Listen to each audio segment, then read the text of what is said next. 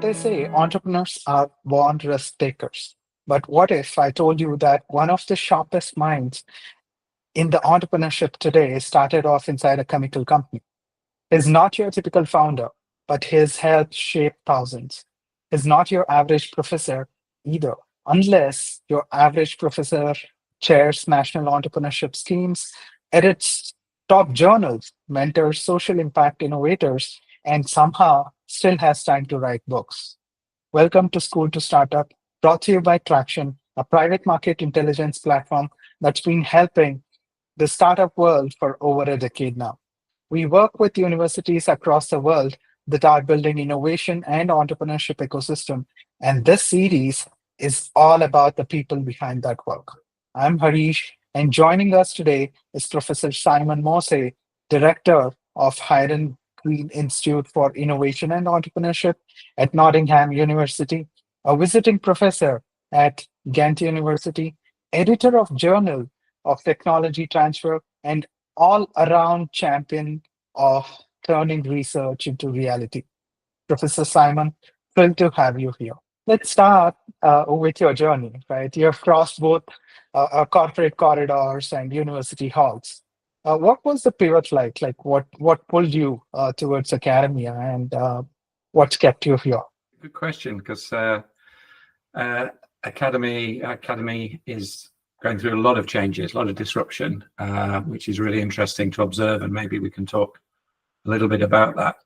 But in terms of my journey, I started off as a physics graduate. So I was studying physics. I was really interested in how things worked and how to improve things. And I got a corporate job in research and development. So I was wearing a white lab coat, working away, developing new materials. Really enjoyed that part of the world. And then the company was acquired, and I had the opportunity to move or to look for something different.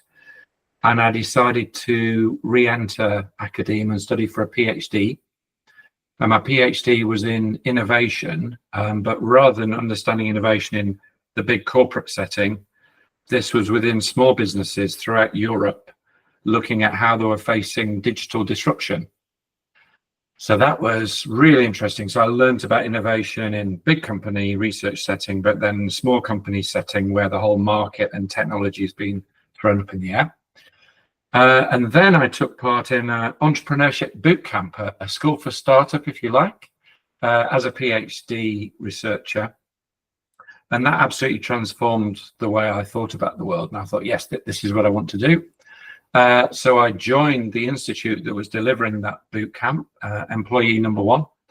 And then fast forward 20 years, I'm now a professor, and I'm now really fortunate to lead that institute. So yeah, it's been an amazing journey. None of it was planned, but I've managed to combine my passion for innovation, new things, and entrepreneurial education. And I think if you bring the two together, then that's where the magic happens. Incredible. That's the mix of academic depth and the real world. The reach is very rare. So, stepping back a bit from your average vantage point, what are the larger patterns you're seeing in the startup world right now? What should students be paying attention to? And are universities catching up? It's a great time to be involved in entrepreneurship and innovation. And I think, I mean, the thing I started looking at for my PhD, this idea of digital transformation, and people ask me about that, and I say, well, actually, it's probably too early to tell. So digital transformation, the original transformation was moving towards conducting business online. That was the first one. Then we had software as a service. Then we had software and intelligence running manufacturing. And then, of course, now we've got AI and robotics, and who knows what's coming next. So we've had waves and waves of disruption. But I think the really interesting things where we're seeing real breakthroughs is when people understand the human interaction with that technology for mutual benefit. So this perfect combination of human creativity and curiosity and compassion with the capability for AI and digital and machines to do the mundane, the repetitive, the pattern matching, the analytical, I think students playing in that space are going to be in a really good position to capitalize on whatever the future may hold. Very interesting. So, looking ahead, where do you see academia's role evolving next in this wild world of innovation? Conversations with senior university leaders around the world. So it's a very active debate. I think universities are very, very good at generating knowledge. I think they're very good at curating conversations between people that are interested in that knowledge. But I think universities need to get better at partnering with people that are going to actually use that knowledge for social good. So I think there's room for universities to do a lot more. They already do well in certain kinds of partnerships that historically have been the method, often with corporate partnerships. But I think working with student entrepreneurs who are right at the cutting edge of these new demands, working with small businesses, working with training providers, working with data analytics, all those kind of partnerships. I think the universities have got a part to play, and they need to understand their role in this whole chain of knowledge through to social impact. They need to really understand which part they should be occupying and adding value.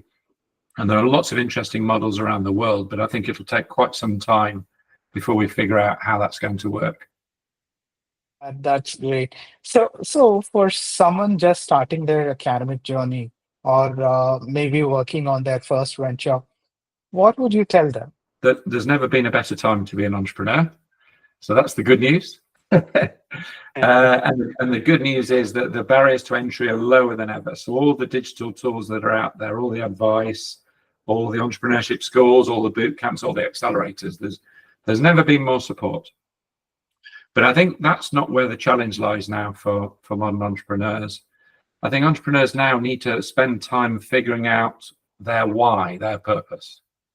And one of my favorite quotes is from Mark Twain, and it says there are two important points in a person's life. There's when they were born, and there's when they figure out why they were born. And so we spend more time now, not so much around the technical skills of starting a business, which are available and there's lots of support, but it's around the emotional side. Why are you doing this? What are you trying to achieve? What is your purpose? And increasingly now we see entrepreneurs coming in with a social purpose. They want to help with inequity, healthcare, climate change, but they need to figure out which piece of that they want to work on, what their contribution would be, who they're going to work with. So again, a lot of our role is in the emotional nurturing, curating conversations between them and like-minded individuals, matching them up with coaches and mentors, and helping them to understand their why, and then to build a venture around that purpose. Beautiful. I'm already hearing echoes of that advice in 100 university dorms right now. But before we wrap, where can people go if they want to dig deeper into your work or follow the programs and ideas you're building next? Two things that are open to people globally. There is a scheme for researchers, technicians, and academics. So this idea of taking cutting edge knowledge and building a business around that. We have an initiative been running for 30 years called Your Entrepreneur Scheme. So if they search for Your Entrepreneur Scheme, they will find that, and there are opportunities to engage with that globally. And then if they're specifically interested in this idea of a purposeful venture, social enterprise, we support students and academics, but also community entrepreneurs to build a business with purpose. And we often match them together and curate a team, and that's around ingenuity impact. So if people look for ingenuity impact, they'll be able to see help and support and guidance around the social enterprise space. Interesting. So just one more question I have with respect to the teaching itself. When you're training student founders or any startup founders who comes to your programs, right? So do you suggest any tools to use, and what kind of tools you suggest? I know many advise on various different tools to use for productivity and building their products. So any other tools you suggest that they use? Been running a boot camp for medical students, and looking at AI and innovation. And we deliberately let them try all the different AI tools that are out there. And we help them say, right, okay, use them for idea generation, for really stimulating the innovation in what you're doing.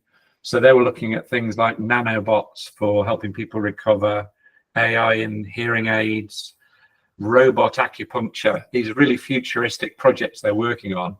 And the different AI tools, they found some of them were better at actually the innovation, creating new possibilities. But then when they got to, okay, well, how do we test? How do we evaluate? How do we gather data?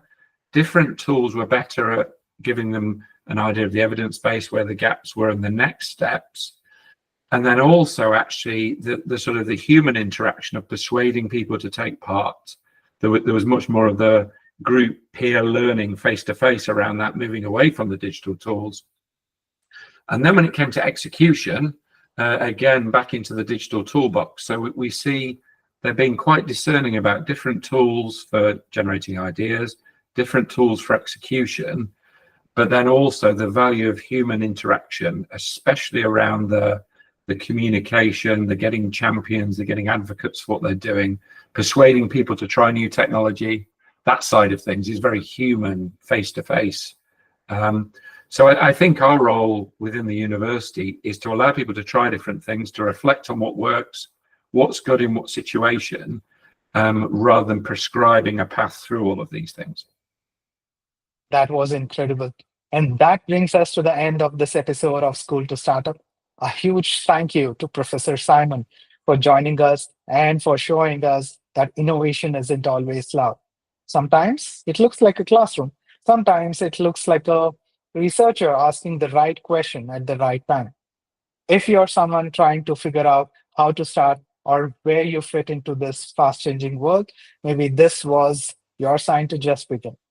If this conversation sparked something, go ahead and like the video, drop a comment with your thoughts or questions, and subscribe to the channel. Don't forget to click the bell icon so you never miss an episode. We've got more incredible minds coming your way. Until next time, I'm Harish. This is Good to Startup, brought to you by Tracxn. See you in the next one.